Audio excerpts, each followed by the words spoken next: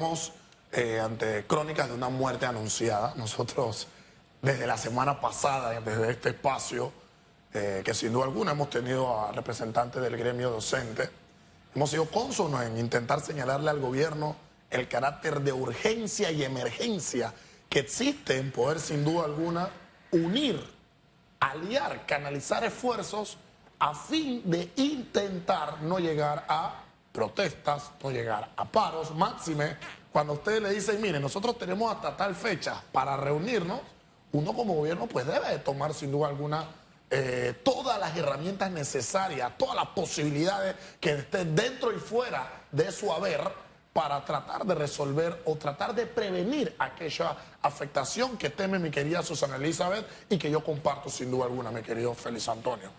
Y la postura en la que nosotros debemos de posicionarnos actualmente es la siguiente. ¿Cuál es el interés que tiene el gobierno nacional de la República de Panamá en estos momentos? ¿Pensar en elecciones primarias que están próximas a llegar? ¿Pensar en andar pegando banners en todo el país de todos los rostros de personas que están corriendo a representantes, alcaldes, diputados y presidentes?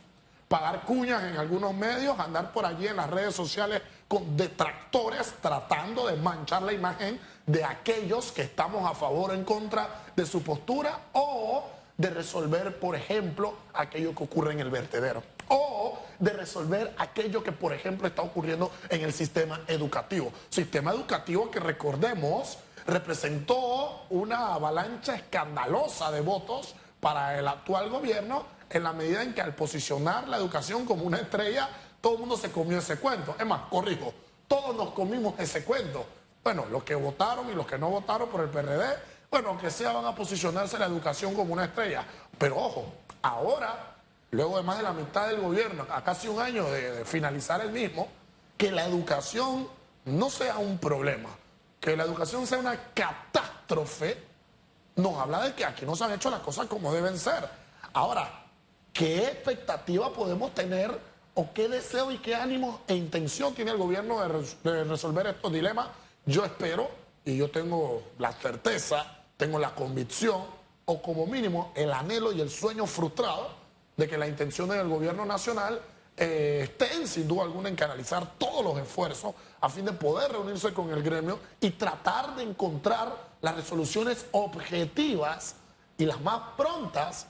¿Para qué? Para que no terminemos, oye, de fomentar o de crear lo único que nos falta, y es frenar definitivamente la mala educación que tenemos. Porque adicional a que es mala, tenemos ahora la visión a corto plazo de que la misma se pueda detener. Entonces, ¿cuál es el problema que nosotros como sociedad tenemos? Si no llegamos a comprender que en la medida en la que yo no refuerzo la educación, asimismo la empleomanía, asimismo el sistema laboral, asimismo la economía de mi país se va a ver afectado, pues eso es lo que me mantiene en la postura y en la posición Estado-País Panamá en la que nos encontramos el día de hoy. ¿Y cuál es esa postura? En que se escucha, por ejemplo, y esto es un problema que viene de la raíz, no es que en Panamá los panameños no tenemos oportunidades y viene un extranjero o viene una persona de afuera, abre un negocio y empieza a hacer platita. Claro, porque nosotros no tenemos una cultura de ahorro. Claro, porque a nosotros no se nos enseña una cultura de inversión. Claro, porque a nosotros no se nos enseña una cultura de emprendimiento. Y como nosotros carecemos de un sistema educativo sólido en materia financiera educativa de ahorro e inversión que sí se le dan a los extranjeros, pues es lógico y evidente que un país con recursos, que un país rico en herramientas para nosotros, pero no lo aprovechamos, puede venir alguien de afuera a hacer una inversión inteligente, proyectar el mercado y sin duda alguna crear una empresa y crecer en poco tiempo. Pero si nosotros no reforzamos y no le damos la importancia certera a los jóvenes, si no impactamos el sistema educativo con los canales correspondientes, así mismo vamos a seguir teniendo una afectación económica laboral como la que tenemos hoy en día, que de manera escandalosa requiere una revisión en todos los detalles a fin de poder mejorar. Las soluciones o la capacidad de responder de manera oportuna. Insisto en esta parte porque yo de verdad espero que de aquí al lunes alguna postura por parte del gobierno tengamos. O sea, concuerdo. a veces demoramos para contestar un chat a un amigo, a alguien, una disculpa, o tengo que pagar. ¡Ey! Agárrese y conteste el mensaje. Responda los correos. Yo insisto, yo le digo a la gente que trabaja conmigo aquí, nosotros somos delivery, como el delivery, van pidiendo pago, entregando. Esa es la mejor experiencia para un cliente. Pero también nuestros clientes son quienes nos llaman, quienes nos escriben. Los clientes son los estudiantes, los clientes son los padres de familia. Y en este momento aquí siento que debe haber esa capacidad de sentarse. Vamos a llamar a la tarde a presidencia, a los gremios magisteriales. Vamos a tratar de resolver este tema porque no vamos a permitir que los estudiantes pierdan sus clases. Señores, les ayudamos, vamos a pagarle 20 millones, pues nos aceptan. Y los otros 20 de aquí a tal fecha. No sé, Jan, pero esa capacidad de responder oportunamente, porque ya los problemas educativos los conocemos, pero no podemos permitir que esto se salga de control. En definitiva. Y estamos en política, sí, que se presta entonces para malas cosas. Por ejemplo, recientemente, y esto lo aplaudo, el equipo de béisbol de mi provincia, Colón, quien quedó campeón, estuvo recientemente en el Palacio de la Garza. Ahí estuvo el alcalde. Estuvieron siendo atendidos por Ahí estuvo el alcalde. Hubo una prontitud para recibir a mi equipo de mi provincia allá en el Palacio de la Garza, en la presidencia. Yo espero que con esa misma atención, con ese foco, claro, es que como tomarme fotos con el equipo que acaba de ganar y con el equipo que no tiene estadio, y ahora vamos a conseguirle trabajito rapidito a los pelados para quedar bien políticamente.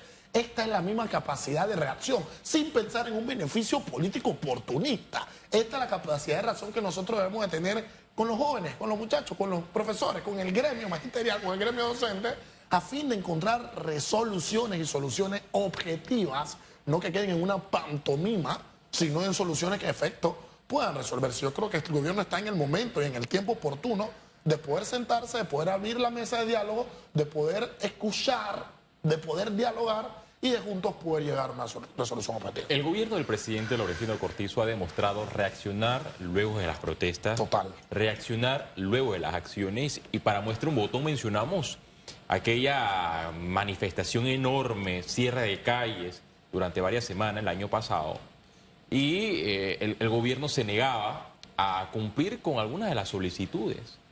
En efecto, espero que el país entrara en caos para tomar medidas. Pareciera que va a ocurrir lo mismo en el tema educativo, porque desde hace 2 semanas ya hay vientos de huelga, de manifestaciones, de protestas, y yo no he visto todavía ninguna reacción del Ministerio de Educación para decir, vamos a crear una mesa, vamos a hablar con los educadores ya para darle fecha de cumpleaños. Tal día vamos a pagar todas las vigencias expiradas por arriba de los 40 millones de dólares, que es lo que está reclamando el sector educativo.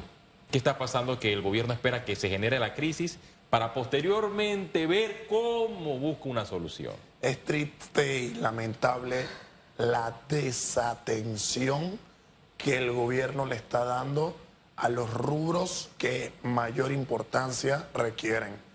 Y coincido y comparto íntegramente, mi querido Félix Antonio, tu postura, porque a priori uno sabe, cuando tiene un gobierno de bienestar, lo más importante es el carácter preventivo que él mismo pueda tener para todas las aristas. Preventivo en la manera en que previene caos, previene crisis, previene problemas, pensando en un diálogo, pensando en una escucha, pensando en encontrar soluciones que sin duda alguna respondan a los cimientos y a las principales características que por teoría y que por filosofía tiene un estado de bienestar.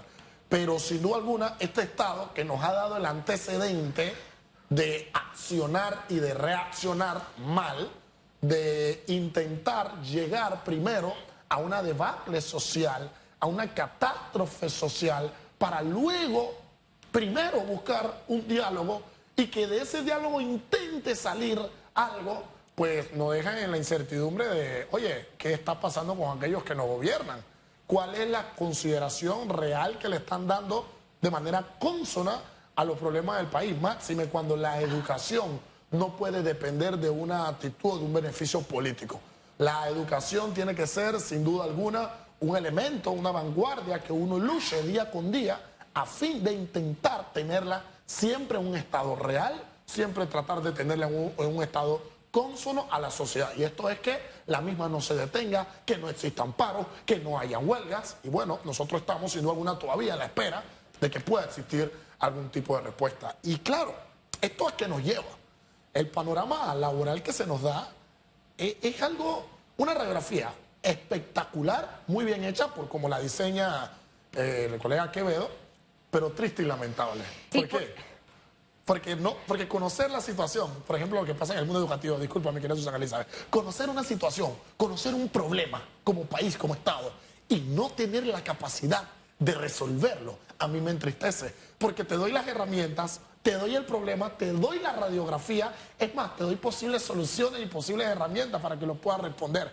Pero si como Estado, conociendo el problema, sabiendo lo que tengo que hacer, sabiendo cuáles son los puntos que tengo que corregir y aún permitiendo que ese problema se pueda convertir en una crisis, es lamentable y triste lo que nosotros tenemos. Y así pasa en la economía, así pasa en la salud.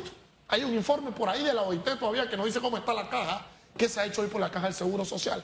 Así está la educación, se nos viene diciendo, huele a paro, huele a huelga. ¿Y qué se ha hecho? Conocemos los problemas, sí, pero no los atendemos. Y tenemos esa escasez de talento de la que siempre cuando viene aquí Manpower nos habla. Total. Pero ¿por qué tenemos escasez de talento? ¿Qué ha pasado después de la pandemia?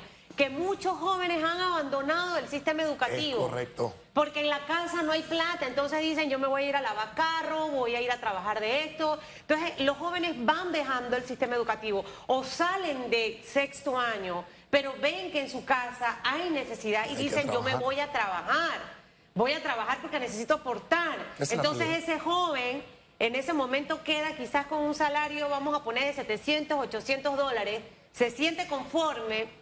Pero ¿dónde está su capacidad de poder educarse y prepararse? Porque para ser competitivos, la educación tiene que ser permanente. Entonces, una cosa está amarrada a la otra. Total. Nosotros no podemos seguir golpeando la educación porque estamos condenando a los más humildes a no tener educación. Y cuando condenamos a una persona a estar sin educación, esa persona vota sin tener conciencia, vota por cosas materiales efímeras que se van con el pasar del tiempo y que al final luego, cuando ya son adultos, sin una jubilación, sin dinero, sin medicina, ya es difícil echar el tiempo para atrás. Por eso es que tenemos que pensar tanto lo que vamos a hacer ya. Pero ¿cómo? Si estamos limitando a la población, los estamos dejando con un bono, en vez de ponerlos a estudiar y a trabajar. Totalmente. Y somos cónsonos en un criterio siempre en este espacio. El crecimiento de un Estado, el crecimiento de un país, no está en incrementar su planilla, al contrario, el incremento de una planilla estatal en materia económica, desde la escuela que lo queramos analizar, de la escuela clásica, de la escuela minarquista, de la escuela narcocapitalista, como lo queramos analizar quienes profesamos algún estudio como mínimo, aunque sea en la economía, es un fracaso.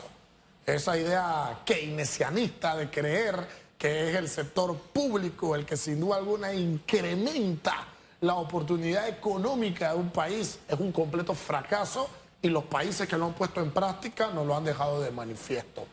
Pero es que la manera en que un Estado puede crecer nace y yace en el crecimiento que tienen sus habitantes. Preguntémonos, luego de la llegada de la pandemia, ¿hemos crecido en nuestras casas? ¿Hemos crecido en nuestra familia? La respuesta es no.